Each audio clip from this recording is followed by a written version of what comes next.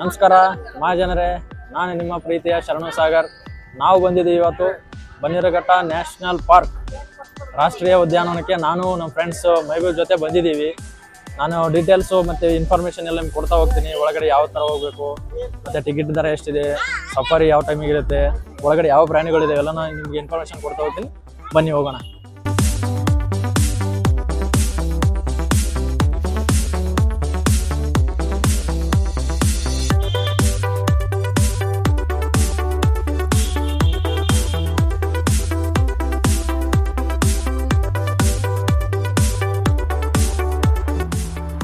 ಮನೆ ಫ್ರೆಂಡ್ಸ್, ಮೊದಲಾಗಿ ನಿಮಗೆ ಪಾರ್ಕಿಂಗ್ ಬಗ್ಗೆ ಇನ್ಫಾರ್ಮೇಷನ್ ಕೊಡ್ತಾ ಹೋಗ್ತೀನಿ.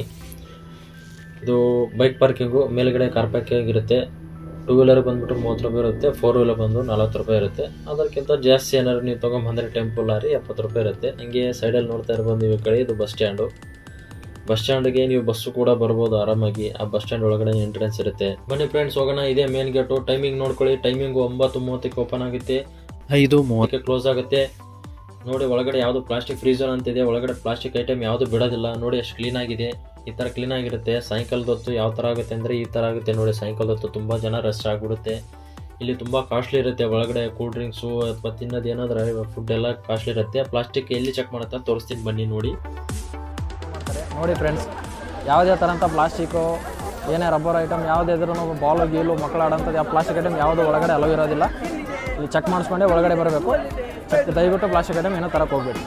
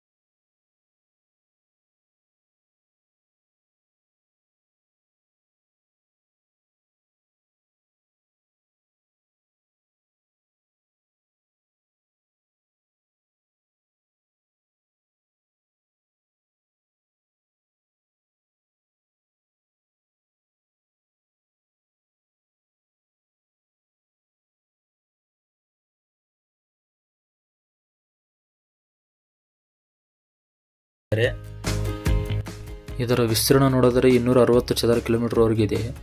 ಅದೇ ಎಕರೆಗಟ್ಟಲೆ ಟ್ಯಾಲಿ ಮಾಡಿ ನೋಡಿದರೆ 60,000 ಎಕರೆಗಿಂತ ಮೀರಿನೂ ಇರ್ಬೋದು. ಇದರಲ್ಲಿ ಝೂ ಮಾತ್ರ 100 ಎಕರೆ ಇದೆ. ನೋಡ್ತಾ ಇರ್ಬೋದು ನೀವು, ಸ್ಕೂಲ್ ಮಕ್ಕಳು ವೇಟ್ ಮಾಡ್ತಾ ಇದ್ದಾರೆ. ಆ ಥರ ಟೀಮ್ ಏನಾದರೂ ಬಂದರೆ ವೇಟ್ ಮಾಡಬೇಕಾಗುತ್ತೆ. ಯಾಕಂದರೆ ಅವ್ರಿಗೆ ಒಂದು ಸಪ್ರೇಟ್ ಬಸ್ ತೊಗೊಂಬಂದಿರ್ತಾರೆ. ಅದಕ್ಕೆ ಇಲ್ಲಿ ಕೂಡ ಒಂದು ಬಸ್ ಅವರಿಗೆ ಸಪ್ರೇಟಾಗಿ. ಅದಕ್ಕೋಸ್ಕರ ಇಲ್ಲಿ ಕೂತ್ಕೊಂಡು ವೇಟ್ ಮಾಡಬೇಕು. ಟೀಮ್ ಏನಾದ್ರು ಬಂದರೆ, ನಾವು ಒಬ್ಬರು ಇಬ್ಬರು ಇರೋದ್ರಿಂದ ನಮ್ಮನ್ನು ಹಿಂಗೆ ಡೈರೆಕ್ಟಾಗಿ ಬಿಡ್ತಾ ಇದ್ದಾರೆ. ಅವರೆಲ್ಲ ಆದಷ್ಟು ಆನ್ಲೈನಲ್ಲಿ ಬುಕ್ಕಿಂಗ್ ಮಾಡ್ಕೊಂಡಿರ್ತಾರೆ. ಯಾಕಂತಂದರೆ ಪ್ರೀ ಪ್ಲ್ಯಾನ್ ಇರುತ್ತೆ ಅವರಿಗೆಲ್ಲ, ಸ್ಕೂಲ್ಗೆಲ್ಲ ಮುಂಚೆನೆ ಎಷ್ಟು ಜನ ಬರಬೇಕು, ಎಷ್ಟು ಜನ ಹೋಗ್ಬೇಕಂತೇಳಿ. ನಮ್ದೇ ಪ್ರೀ ಪ್ಲ್ಯಾನಿನ ಒಬ್ಬರು ಇಬ್ಬರಿಂದ ಓಕೆ.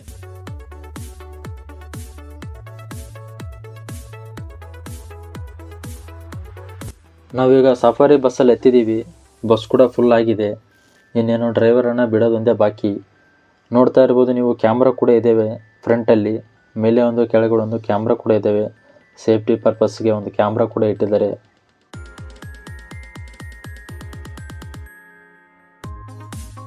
ಡ್ರೈವರನ್ನು ಬಸ್ ಮೂವ್ ಮಾಡ್ತಾ ಇದ್ದಾರೆ. ಅಲ್ಲಿ ನೋಡ್ತಾ ಇರ್ಬೋದು ನೀವು, ಅಲ್ಲಿ ಫ್ರಂಟಲ್ಲಿ ಬಟರ್ಫ್ಲೈ ಪಾರ್ಕ್ ಸ್ಟಾರ್ಟಿಂಗಲ್ಲಿ ಕಾಣಿಸ್ತಾ ಇದೆ. ಡ್ರೈವರನ್ನು ಹೇಳ್ತಾರೆ, ಬರಬೇಕಾದ್ರೆ ಇಲ್ಲೇ ಬಿಡ್ತೀನಿ, ಬಟರ್ಫ್ಲೈ ಪಾರ್ಕ್ ನೋಡ್ಕೊಂಡು ಬನ್ನಿ ಅಂತ ಹೇಳ್ತಾ ಇದ್ದಾರೆ.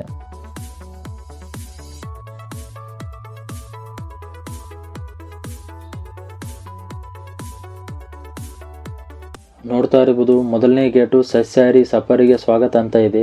ಸಸ್ಯಾಹಾರಿಗಳು ಇದ್ದಾವೆ ಇಲ್ಲಿ. ನೋಡೋಣ ಯಾವ್ಯಾವ ಪ್ರಾಣಿಗಳಿದೆ ಅಂತ ನಿಮಗೂ ಕೂಡ ತೋರಿಸ್ತೀನಿ. ನೋಡಿ ಇಲ್ಲಿ ಸ್ಟಾರ್ಟಿಂಗಲ್ಲೇ ಜಿಂಕೆಗಳು ಕಾಣಿಸ್ಕೊತಾ ಇದ್ದಾವೆ. ಜಿಂಕೆಗಳಿಗೆ ತಿನ್ನೋಕ್ಕೆ ಆಹಾರಗಳು ಕೂಡ ಹಾಕಿದ್ದಾರೆ. ಜಿಂಕೆಗಳು ಆಹಾರಗಳನ್ನ ತಿಂತಾ ಇದ್ದಾವೆ.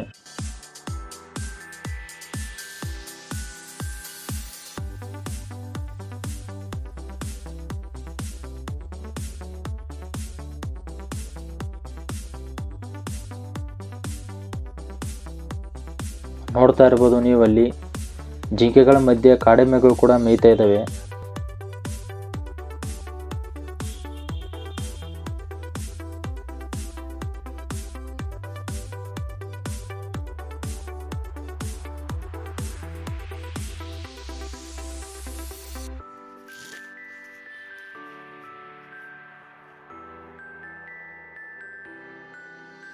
ನೋಡಿ ಇಲ್ಲಿ ಕರೆಕ್ಟಾಗಿ ಕಾಣಿಸ್ತಾ ಇದೆ ಕಾಡೆಮ್ಮೆ.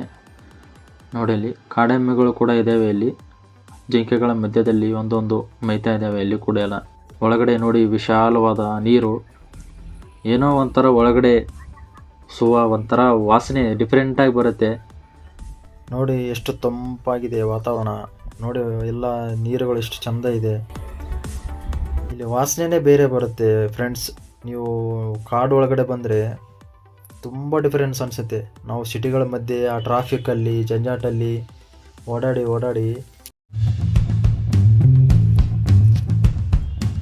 ನೋಡಿ ಫ್ರೆಂಡ್ಸ್, ಇವಾಗ ಆನೆಗಳು ಬರ್ತಾ ಇದೆ. ಆನೆ ಸಫಾರಿ ನೋಡಿ ಫ್ರೆಂಡ್ಸ್, ಎಷ್ಟು ಆನೆಗಳು ಇದ್ದಾವೆ. ಆನೆಗಳನ್ನ ಮೇಯಿಸ್ತಾ ಇದ್ದಾರೆ ಮಾವುತರು. ಫ್ರೆಂಡ್ಸ್, ಆನೆಗಳಿಗೆ ಆಯಸ್ಸು ಎಷ್ಟಿರುತ್ತಂದರೆ ಈ ಏಷ್ಯಾದ ಆನೆಗಳಿಗೆ 45ರಿಂದ 55 ವರ್ಷ ಬದುಕ್ತವೆ. ಅದೇ ಆಫ್ರಿಕನ್ ಆನೆಗಳು 60ರಿಂದ 70 ವರ್ಷವರೆಗೂ ಬದುಕ್ತವೆ ಫ್ರೆಂಡ್ಸ್. ಇದಕ್ಕೂ ತುಂಬ ಡಿಫ್ರೆನ್ಸ್ ಇದೆ. ಈ ಒಳಗಡೆ ಈ ಥರ ಸೆರೆಮನೆಯಲ್ಲಿ, ಝೂವಲ್ಲಿ ಅಥವಾ ಸಫಾರಿಲಿ ಈ ಥರ ಇಟ್ಟರೆ ಬೇಗ ಸತ್ತೋಗ್ತವೆ ಫ್ರೆಂಡ್ಸ್. ಅಂದರೆ ಒಂದು 10ರಿಂದ 15 ವರ್ಷ ಡಿಫ್ರೆನ್ಸು. 45, 55, ಭಾಳ ಅಂದರೆ 40 ವರ್ಷಕ್ಕೆಲ್ಲ ಸತ್ತೋಗ್ಬಿಡ್ತವೆ ಜಾಸ್ತಿ ಒತ್ತಡದಲ್ಲಿ. ಅದೇ ಕಾಡಲ್ಲಿ ಬಿಟ್ಬಿಟ್ರೆ ಫ್ರೀಡಮ್ ಆಗಿರ್ತವೆ ಆನೆಗಳು. ಅವೇ ಓಡಾಡಿಕೊಂಡು ಬೇಕಾದನ್ನು ತಿನ್ಕೊಂಡು ಸ್ವತಂತ್ರವಾಗಿರ್ತವೆ. ಇಲ್ಲಿ ಆದರೆ ಕಟ್ಟಾಕಿ ಅದಕ್ಕೆ ಒತ್ತಡನ ಹಿಂಸೆ ಮಾಡ್ದಂಗೆ ಇರುತ್ತೆ. ಹಾಗಾಗಿ ಸ್ವಲ್ಪ ಆಯಸ್ಸು ಕಡಿಮೆ ಅಂತಲೇ ಹೇಳ್ಬೋದು ಫ್ರೆಂಡ್ಸ್.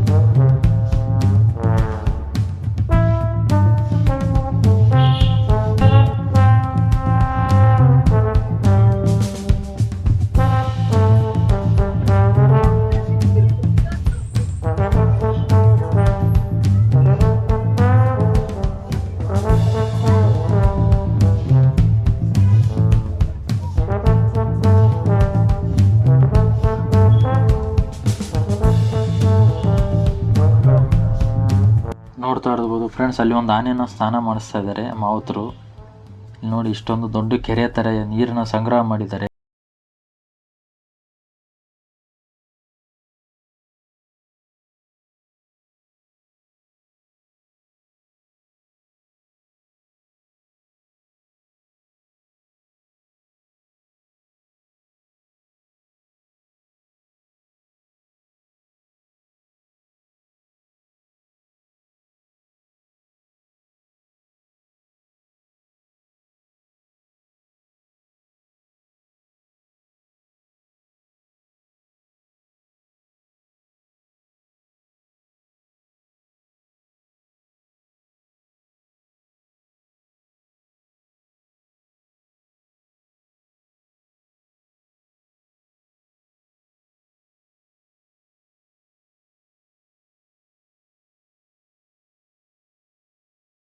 ತುಂಬ ಸಿಕ್ಕಿಲ್ಲ ಫ್ರೆಂಡ್ಸ್. ಇವಾಗ ನೆಕ್ಸ್ಟು ಯಾವ ಪ್ರಾಣಿ ಬರುತ್ತೆ ಅಂತ ನೋಡೋಣ ಫ್ರೆಂಡ್ಸ್.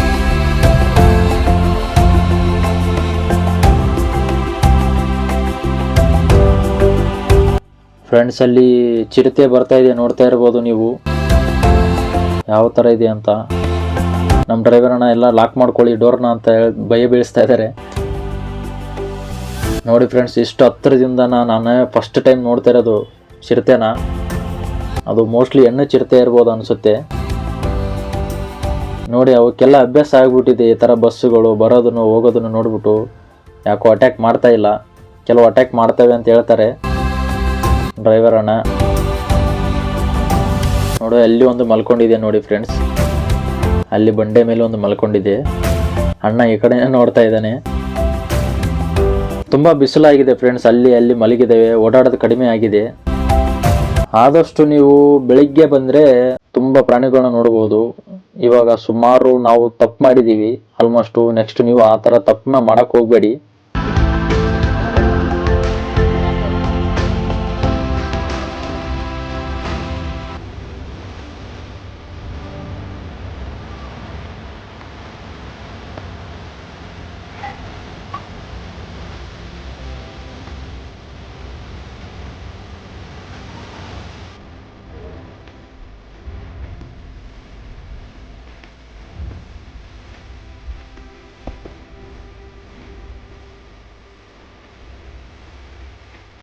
ಇವಾಗ ಸಿಂಹ ಬರ್ದಿದೆ ನೋಡಿ, ಅಲ್ಲಿ ಸಿಂಹ ಅಲ್ಲಿ ಒಂದು ಮಲಗಿದೆ. ನೋಡಿ ಇಲ್ಲಿ ಒಂದು ಸಿಂಹ ಮಲಗಿದೆ. ತುಂಬಾ ವಯಸ್ಸಾಗಿದೆ ಅದಕ್ಕೆ, ಅದು ಎದ್ದು ಓಡಾಡಕ್ ಕೂಡ ಆಗ್ತಾ ಇಲ್ಲ. ಇದು ಸಿಂಹದ ಆಯಸ್ಸು ಎಷ್ಟಂದ್ರೆ ಫ್ರೆಂಡ್ಸ್, ಕಾಡಲ್ಲಿ ಬೇಗ ಸತ್ತೋಗ್ತದೆ. ಅದೇ ಸೆರೆಯಲ್ಲಿದ್ರೆ, ಈ ತರ ಝೂ ಅಲ್ಲಿದ್ರೆ ತುಂಬಾ ಆಯಸ್ಸು ಜಾಸ್ತಿ ಇದಕ್ಕೆ. ಯಾಕಂದ್ರೆ ಇದು 20-25 ವರ್ಷ ಬದುಕೋ ಚಾನ್ಸಸ್ ಇದೆ.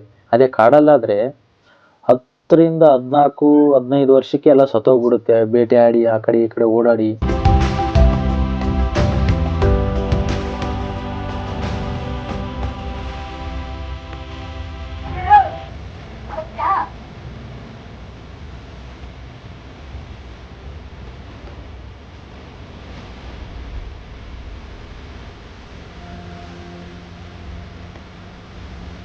ಇಲ್ಲಿ ನೋಡಿ ಫ್ರೆಂಡ್ಸ್, ಆರಾಮಾಗಿ ನೋಡಿ, ಇದೊಂದು 15-20 ವರ್ಷದ ತರ ಆಲ್ಮೋಸ್ಟ್ ಇದೆ ಇದು.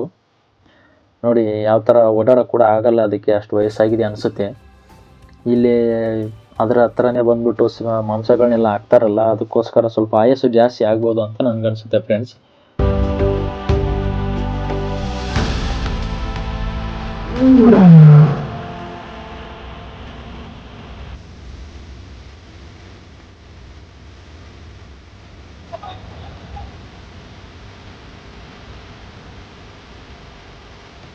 ನೋಡಿ ಫ್ರೆಂಡ್ಸ್, ಅಲ್ಲಿ ಟೈಗರ್ ಒಂದು ಮಲಗಿದೆ. ಎಲ್ಲ ಆಲ್ಮೋಸ್ಟ್ ಪ್ರಾಣಿಗಳು ಮಲಗಿಬಿಟ್ಟಿದೆ. ಮಲಗೋ ಸಮಯ ಇವಾಗ. ಬೆಳಿಗ್ಗೆ ಬಂದ್ರೆ ಎಲ್ಲಾ ಪ್ರಾಣಿಗಳು ಓಡಾಡ್ತಾ ಇರ್ತವೆ ಅಂತ ಹೇಳ್ತಾ ಇದ್ದಾರೆ ಇಲ್ಲಿ ಡ್ರೈವರ್ ಅಂಕಲ್. ನೋಡಿ ಫ್ರೆಂಡ್ಸ್, ಇಲ್ಲಿ ಕಾಡು ಒಳಗಡೆ ಒಂದು ದೇವಸ್ಥಾನ ಇದೆ, ಮಾರಮ್ಮ ಅಂತೆ ದೇವಿ. ಎಲ್ಲರೂ ಕೈ ಮುಕ್ಕೊಂಬಿಡಿ ಇಲ್ಲೇ.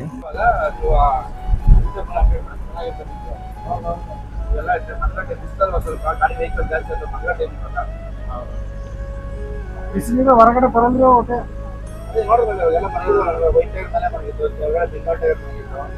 ಇಲ್ಲಿಗೆ ಸಫಾರಿ ಮುಗೀತು ಅಂತ ಅಣ್ಣ ಹೇಳ್ತಾ ಇದ್ದಾರೆ. ಆದಷ್ಟು ತುಂಬ ಕಮ್ಮಿ ನಾವು ಪ್ರಾಣಿಗಳನ್ನ ನೋಡಿದ್ದೀವಿ. ಕಾರಣ ನಾವು ಬಂದಿರೋದು ಟೈಮು ರಾಂಗು. ಅದೇ ಥರ ನೀವು ರಾಂಗ್ ಟೈಮಲ್ಲಿ ಬರಬೇಡಿ, ಆದಷ್ಟು ಬೆಳಿಗ್ಗೆನೇ ಬನ್ನಿ. Next butterfly park. ನೋಡಿ ಡ್ರೈವರ್ ಅಣ್ಣ ಇಲ್ಲೇ ಇಳಿಸ್ಬಿಟ್ಟು ಹೋಗಿದ್ದಾನೆ, ಬಟರ್ಫ್ಲೈ ಪಾರ್ಕ್ ಹತ್ರ. ಇಲ್ಲೇ ಹೇಳ್ಕೊಳ್ಳಿ, ನಿಮಗೆ ಮತ್ತೆ ಹತ್ರ ಆಗುತ್ತೆ ಅಂತ ಹೇಳಿದ್ದಾನೆ. ನೋಡೋಣ ಬನ್ನಿ, ಟಿಕೆಟು ದರ ಎಷ್ಟಿದೆ, ಪ್ರೈಸು ಅಂತ ನೋಡೋಣ. ನೋಡ್ತಾ ಇರ್ಬೋದು ನೀವು, ಟಿಕೆಟು ವಯಸ್ಕರಿಗೆ 50, ಮಕ್ಕಳಿಗೆ 30. ಕ್ಯಾಮ್ರಾ ಏನಾದ್ರು ತೊಗೊಂಡೋದ್ರೆ ಅದಕ್ಕೆ 50 ರೂಪಾಯಿ. ವಿಡಿಯೋ ಕ್ಯಾಮ್ರಾಗೆ 250 ಅಂತೆ. ಈ ಬಟರ್ಫ್ಲೈ ಪಾರ್ಕ್ ಕೂಡ ಟೈಮಿಂಗ್ ಇದೆ, ಬೆಳಗ್ಗೆ 9ರಿಂದ ಮಧ್ಯಾಹ್ನ 3 ಗಂಟೆವರೆಗೆ ಇದೆ ನೋಡಿ ಇದಕ್ಕೆ. ಯಾಕಂದರೆ ಬಿಸಿಲಾದ್ಮೇಲೆ ಅವು ಕೂಡ ಹಾರಾಡಲ್ಲ ಅನಿಸುತ್ತೆ. ಬನ್ನಿ ನೋಡೋಣ, ಟಿಕೆಟ್ ತೊಗೊಳ್ಳೋಣ. ಇಲ್ಲಿ ಕೂಡ ಮಷಿನ್ ಇದೆ, ಡಿಜಿಟಲ್ ಮಷೀನು. ಇಲ್ಲಿ ಕೂಡ ಡಿಜಿಟಲ್ ಮಷೀನಲ್ಲೇ ತೊಗೊಳ್ಳೋಣ ಟಿಕೆಟು. ಒಬ್ಬ ಪರ್ಸನ್ಗೆ 50 ರೂಪಾಯಿ ಇದೆ. ನಾವಿಬ್ಬರು ಇರೋದ್ರಿಂದ 100 ರೂಪಾಯಿ ಆಗಿದೆ. ಈ ಥರ ಬಾರ್ ಕೋಡ್ ಬರುತ್ತೆ, ಬಾರ್ ಕೋಡ್ ಸ್ಕ್ಯಾನ್ ಮಾಡ್ತಾ ಇದ್ದೀನಿ. ಅದು ಸೈಕಲ್ ಟೈಮ್ ಓಡ್ತಾ ಇದೆ. ಬಾರ್ ಕೋಡ್ ಸ್ಕ್ಯಾನ್ ಮಾಡಿದೆ, ಇವಾಗ ಟಿಕೆಟ್ ಬರ್ತಾ ಇದೆ ನೋಡಿ. ಕೂಡ ಟಿಕೆಟ್ ಚೆಕಿಂಗ್ ಇದೆ, ಟಿಕೆಟ್ ಚೆಕಿಂಗ್ ಮಾಡಿಕೊಂಡು ಮುಂದೆ ಹೋಗೋಣ. ನೋಡಿ ಫ್ರೆಂಡ್ಸ್, ಇದೆ ಬಟರ್ಫ್ಲೈ ಪಾರ್ಕು. ನೋಡಿ ಒಳಗಡೆ ಹೋಗೋಣ, ಏನಿದೆ ಅಂತ ತೋರಿಸ್ತೀನಿ, ಹೇಗಿದೆ ಅಂತ.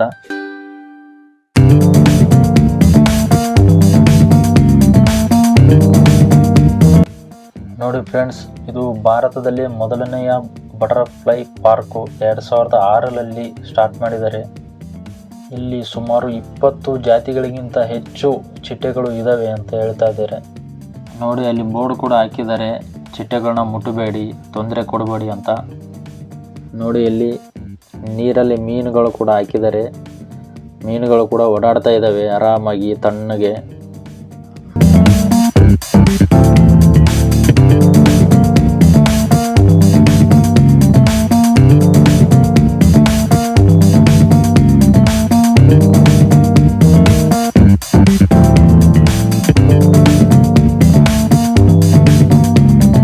ನೋಡ್ತಾ ಇರ್ಬೋದು ನೀವು, ಇಲ್ಲಿ ನೀರುಗಳನ್ನ ಬೀಳೋ ಥರ ಒಂದು ಜಲಪಾತ ಥರ ಒಂದು ಮಾಡಿದ್ದಾರೆ, ಚಿಟ್ಟೆಗಳು ಚೆನ್ನಾಗಿ ತಣ್ಣಗಿರಲಿ ಅಂತ. ಇಲ್ಲಿ ತುಂಬ ಕಡಿಮೆ ಇದ್ದಾವೆ ಚಿಟ್ಟೆಗಳು, ಜಾಸ್ತಿ ಕಾಣಿಸಲ್ಲ ನಿಮಗೆ ಕ್ಯಾಮ್ರಾದಲ್ಲಿ. ನೀವು ಇಲ್ಲೇ ಬಂದು ನೋಡಿದ್ರೆ ಸ್ವಲ್ಪ ಚೆನ್ನಾಗಿ ಕಾಣಿಸ್ಬೋದೇನೋ, ಕ್ಯಾಮ್ರಾದಲ್ಲಿ ಅಷ್ಟು ಚಿಟ್ಟೆಗಳು ಕಾಣಿಸಲ್ಲ. ಈ ಥರ ಜೂಮ್ ಹಾಕಿ ನೋಡಬೇಕು. ನೋಡಿ ಇಲ್ಲಿ ಒಂದೆರಡು ಚಿಟ್ಟೆಗಳು ಹಾರಾಡ್ತಾ ಇದ್ದಾವೆ. ನಾವು ಬಂದಿರೋ ಸಮಯ ಕೂಡ ಟೈಮು ಜಾಸ್ತಿ 1 ಗಂಟೆ ಆಗ್ತಾ ಇದೆ, ಹಾಗಾಗಿ ಚಿಟ್ಟೆಗಳು ನಿಮಗೆ ಕಾಣಿಸ್ತಾ ಇಲ್ಲ. ನಮ್ಮ ಫ್ರೆಂಡು ಗೊತ್ತಿಲ್ಲದೇ ಚಿಟ್ಟೆನ ಹಿಡಿದು ಬಿಟ್ಟಿದ್ದಾನೆ. ಆ ಥರ ನೀವು ಹಿಡಿಯೋಕೆ ಹೋಗಬೇಡಿ.